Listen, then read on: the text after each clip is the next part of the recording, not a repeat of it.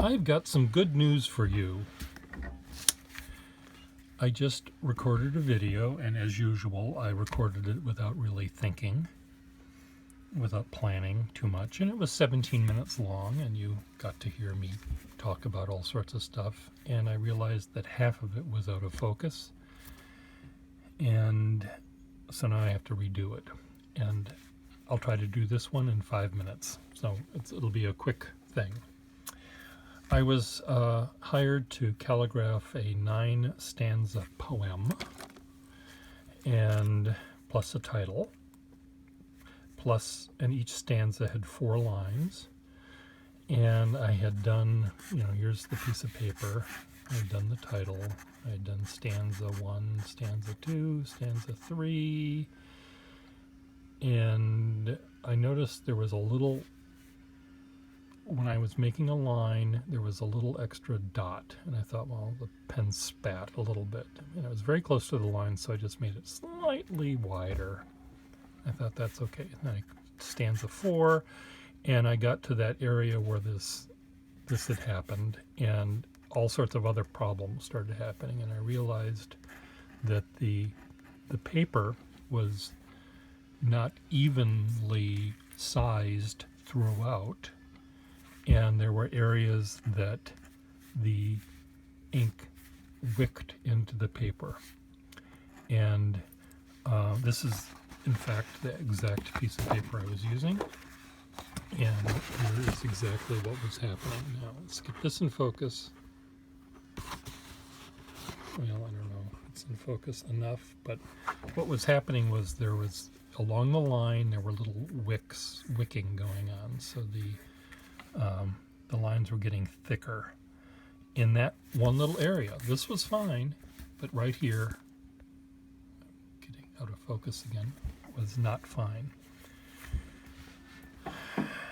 And normally we, pen people, pen reviewers and ink reviewers, might have a favorite paper we like, but we don't really study it as much as maybe we could or should. And I just have to let you know that that's also a concern. Most of the time, a piece of paper will be consistent throughout. Meaning if it bleeds here, it's going to bleed there and there and there and there. And if it doesn't bleed and it seems fine, it's supposed to be fine all the way through. And most of the time it is, because paper's made in bulk, and if a machine is malfunctioning and the recipe is wrong, it's going to be wrong all over the place, not just in one little area.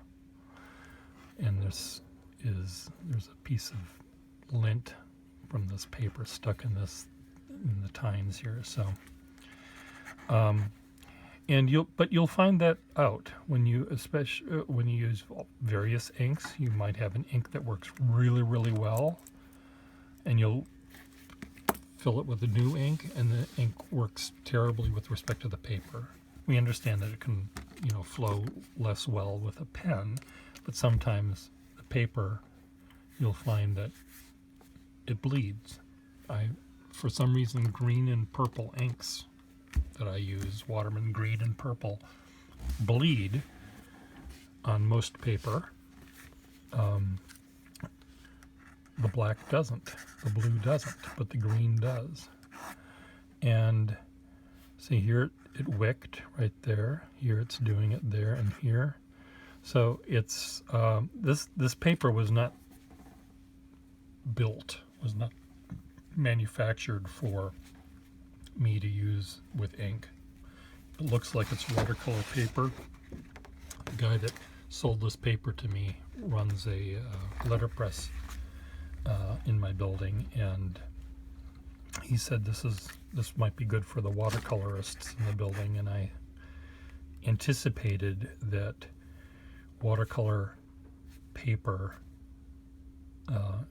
is very specialized paper, and I didn't think I would have thought that a watercolorist would want a better paper than this, even without trying it, I assumed it wasn't going to work. And I would have been right. It would not have worked. So, because it bleeds, you want watercolor and ink to sort of sit where you put it. You don't want it to wick and bleed and fade and merge into one another. You want it to do that with the paint you put on. You want to control that with your paint brush and the paint you mix and the amount of water you use. You don't want the paper to make that decision for you. So there's just, in addition to the pen and the ink, paper is another factor that you have to be aware of. Most of you probably use 2 or 3 kinds of paper, and that's it for your writing. Most of you, if you're an artist, you might have one kind of paper you really love, and you're just going to use that. I used to use one kind of paper for a certain kind of art that I did, and I bought it in bulk because I once did not buy a certain kind of paper I needed for a different kind of art, and somewhere down the line they changed the recipe of the paper and it didn't work as well, and I had to start over. I had to research new paper to find the paper that would work for me. So the second time I was dealing with a certain kind of art project where I needed to buy a certain kind of paper, I bought a lot of it. I bought hundreds and hundreds of sheets of that paper to last me for the rest of my life, because I trusted it. And even that, half the paper worked and half of it didn't. So we're screwed. Just leave it at that.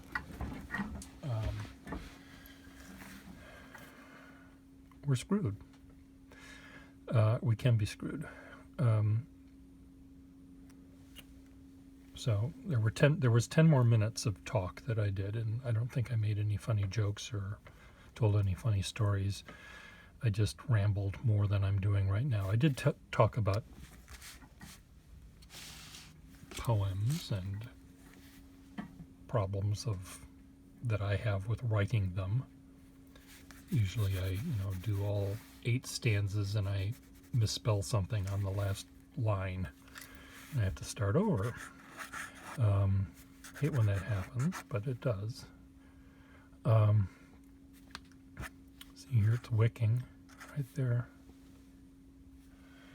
This isn't good paper for, this is fine for pencil work. Nothing's wicking there, it's perfectly fine.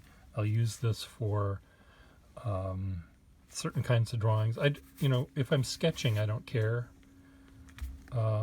If it's wicking, it's not important to me. I bought hundreds of sheets of this stuff, by the way. So I'm trying to convince myself that I shouldn't just throw all of it away, and I won't. But I'll know the next time I have to do a poem or a drawing that I will not use this paper for that, for pen and ink work. I'll save it for different media. Sometimes I use paper that has a particular flaw with it, or sometimes I did some drawings the other day. I brought these markers with me. In fact, let me just get them. Turn that over.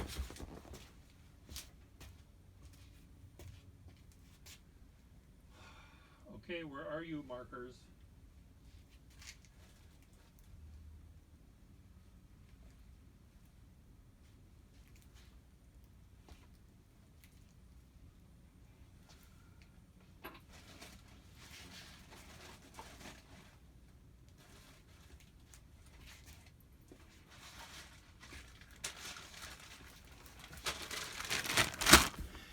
they are.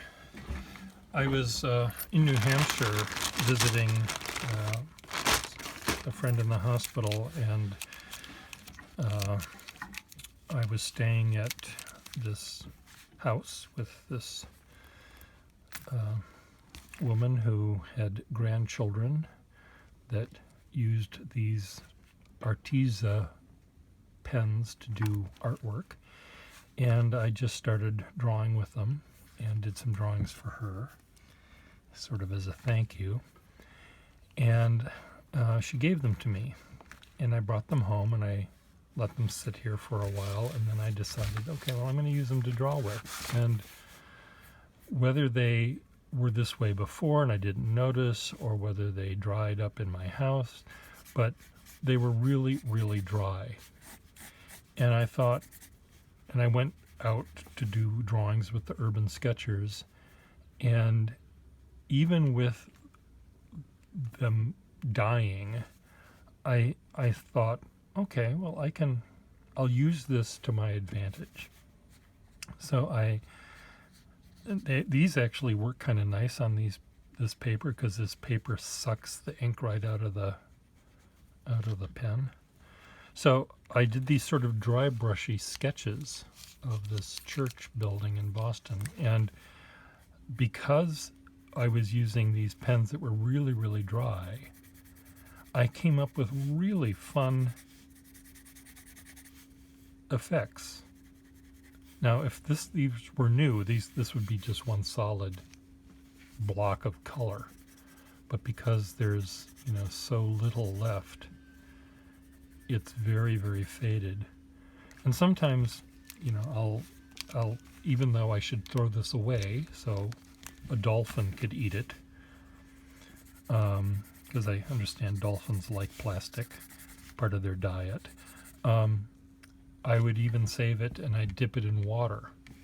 And, as long as there's a molecule of brown, whatever brown is made of, some toxic waste material, I'm sure, something that would kill me.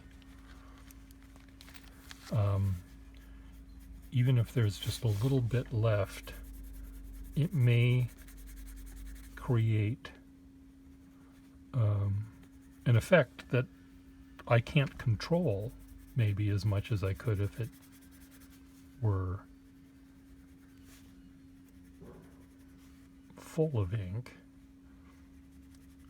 I'm actually kind of enjoying this. I'm enjoying the fact that this paper actually, as shitty as it is for pen and ink, it's working fine for dried up ink markers. So I will put that in my memory bank and use up these markers. Look how interesting effect that is. I was actually drawing something of value.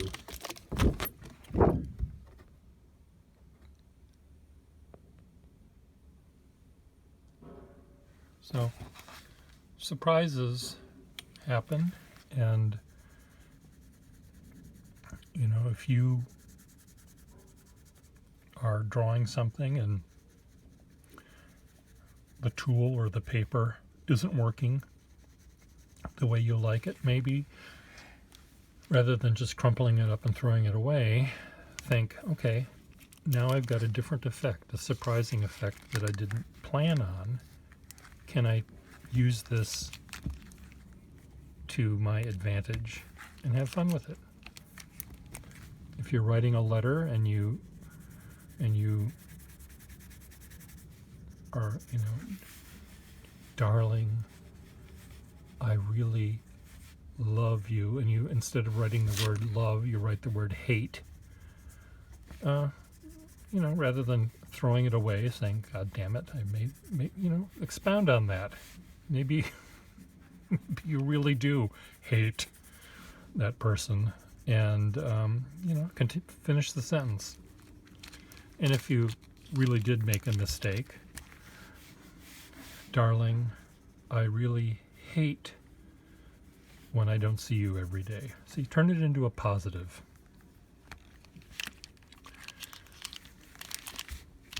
Good luck.